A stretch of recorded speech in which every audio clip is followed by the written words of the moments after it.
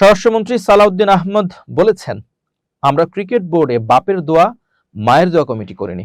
এতদিন পর্যন্ত শুনতাম মায়ের দোয়া পরিবহন আছে, আজকে মাননীয় সংসদ সদস্যের কল্যাণে দেখলাম বাপের দোয়া কমিটিও আছে। বাংলাদেশ ক্রিকেট বোর্ডের নির্বাচিত কমিটি বাতিল করে গত জাতীয় দলের সাবেক অধিনায়ক তামিম ইকবালের নেতৃত্বে 11 সদস্যের অ্যাডহক কমিটি গঠন করেছে জাতীয় ক্রীড়া পরিষদ। সেই কমিটিতে আছেন স্বরাষ্ট্রমন্ত্রী সালাউদ্দিন আহমেদের ছেলে সৈয়দ ইব্রাহিম আহমদ, প্রধানমন্ত্রীর মন্ত্রী পদমর্যাদার রাজনৈতিক উপদেষ্টা মির্জা আব্বাসের ছেলে মির্জা ইয়াসির আব্বাস, অর্থ ও পরিকল্পনা মন্ত্রী আমির খসরুর ছেলে ইসরাফিল খসরু ও গণশিক্ষা প্রতিমন্ত্রী ববি হাজ্জাজের স্ত্রী রাশনা ইমাম। নির্বাচিত কমিটি বাতিল করে অ্যাডহক কমিটি গঠন করায় বুধবার জাতীয় সংসদে প্রশ্ন তুলেন কুমিল্লা 4 আসনের সংসদ সদস্য হাসনাত আব্দুল্লাহ। তিনি বলেন, বিসিবিকে যেভাবে দখল করা হয়েছে তা আর বাংলাদেশ ক্রিকেট বোর্ড নেই, এটা এখন বাপের দোয়া ক্রিকেট বোর্ডে পরিণত হয়েছে।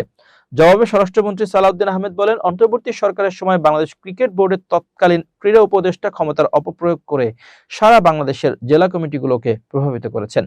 বাংলাদেশে যেগুলো নিবন্ধিত ক্লাব ছিল সেগুলোকে সরকারি ক্ষমতার মাধ্যমে প্রভাবিত করা হয়েছে এবং হাইকোর্টের সর্বোচ্চ ক্ষমতা প্রয়োগ করে ক্রিকেট বোর্ডের একটি বডি গঠন করা হয়েছে। তিনি আরো বলেন, বর্তমান সরকারের ক্রীড়া মন্ত্রীর নেতৃত্বে একটি তদন্ত কমিটি গঠন করে দিয়েছে কি কি অনিয়ম হয়েছে তা খুঁজে বের করার জন্য।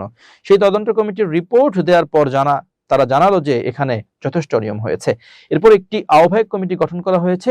তিনি আরো বলেন, আমরা এখানে বাপের দোয়া মায়ের দোয়া কমিটি করিনি। এতদিন পর্যন্ত শুনতাম মায়ের দোয়া পরিবহন আছে, আজকে মাননীয় সদস্যের কল্যাণে দেখলাম বাপের দোয়া কমিটিও আছে।